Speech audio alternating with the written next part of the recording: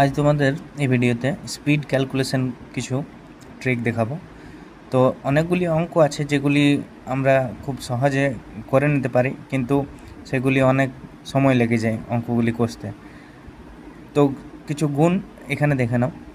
প্রথমে তো কিছু কোশ্চেন থাকে, যেমন যেমন এক দিয়ে থাকে, যেমন ধরো 51 আর 61, অথবা 71 21, এরকম ধরনের অঙ্ক কিভাবে করবে।